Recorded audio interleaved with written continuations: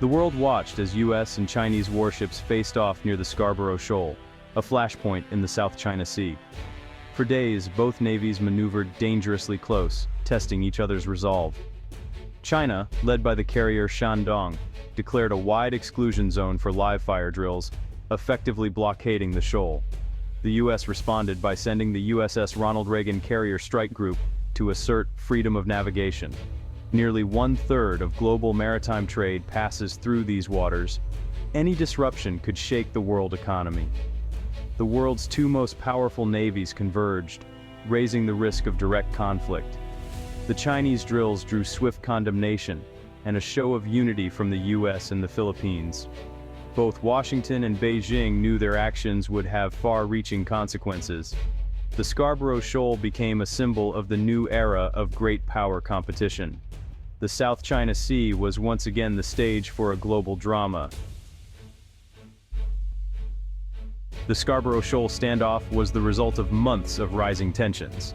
China's assertiveness in the South China Sea had grown, harassing Philippine vessels and drawing US condemnation.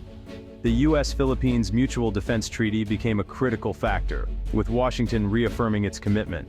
In August, a Chinese Coast Guard vessel used a water cannon on a Philippine boat, sparking international outrage. The US and Philippines responded with joint naval patrols, signaling unity against China's gray zone tactics.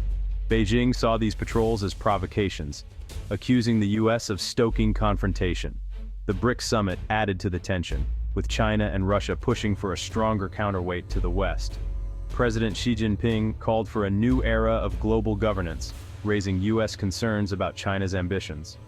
The Chinese naval exercises near Scarborough Shoal were a deliberate test of US resolve. Beijing likely believed the US would avoid direct confrontation, but the US Navy had prepared for this scenario, ready to demonstrate it could not be intimidated. The stage was set for a direct military encounter. The world watched as the two powers edged closer to conflict. The US strategy would soon be put to the test. The stakes were not just regional, they were global. The next move would define the balance of power in the Indo-Pacific. The world braced for what came next. AIM. The US response was a masterclass in naval strategy. Instead of a direct approach, the USS Ronald Reagan held position, while Arleigh Burke-class destroyers moved in under radio silence. The US used electronic warfare to create ghost signals, tricking the Chinese into believing a large fleet was gathering. Chinese commanders focused on the Phantom Fleet, unaware of the real threat. Meanwhile, two Virginia-class submarines shadowed the Chinese undetected, gathering intelligence. Dispersed US destroyers and patrol aircraft formed an invisible net around the exclusion zone. The trap was closing, with the Chinese fleet sailing into the middle. Timing was crucial. The US waited until the Chinese were fully committed to their drills. The plan was not to provoke a fight, but to demonstrate overwhelming tactical superiority. The goal: force the Chinese to withdraw without a shot fired. The risk was high, but the potential payoff was a major strategic victory. The US aimed to outsmart, not outgun, its rival. The world watched as the gambit unfolded. The outcome would shape the future of naval warfare in the region. The stage was set for a dramatic reveal. On October 2nd, the US sprang its trap. The electronic ghost fleet vanished from Chinese radar. US destroyers broke radio silence, targeting Chinese warships with fire control radars, a clear warning. Chinese commanders realized they were surrounded by immediate threats. The psychological impact was immense. Then, two US submarines surfaced inside the Chinese formation, one beside the carrier Shandong, the other near its escort. The message was clear. We were here the whole time. The Chinese fleet's centerpiece was neutralized without a shot. A senior Pentagon official said, "This was about demonstrating the reach and unpredictability of US naval power." The US exploited the centralized nature of PLA command, overwhelming their decision-making.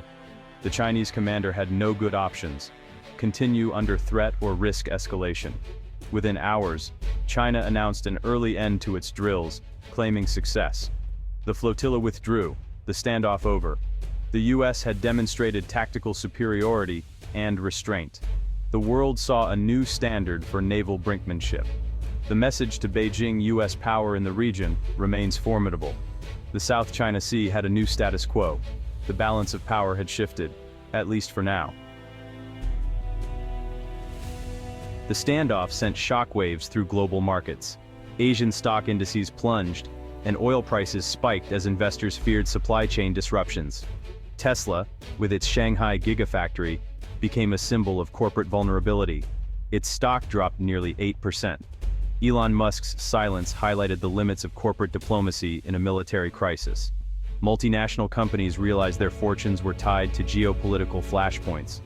The tech sector, reliant on Asian manufacturing, faced a wake-up call. Boardrooms began rethinking supply chains and considering moves to Vietnam, India, or Mexico. The incident accelerated talk of de-risking from China. The economic fallout was immediate and global. The fate of corporations now hinged on the movements of warships. The South China Sea crisis was a military event with economic consequences. The world's boardrooms were on high alert. The Scarborough Shoal Showdown signaled a shifting global order. The world is dividing into blocks.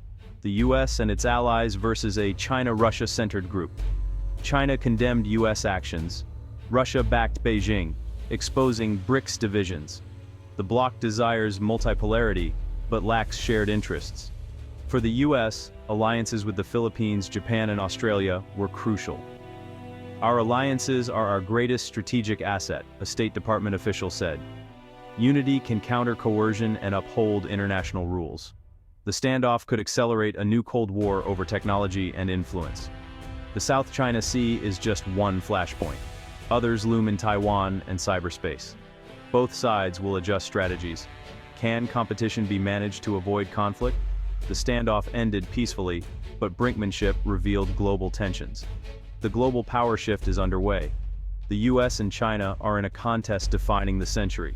The world must adapt to a new era of rivalry. The stakes are higher than ever. The next crisis may not end quietly. The world is watching and waiting.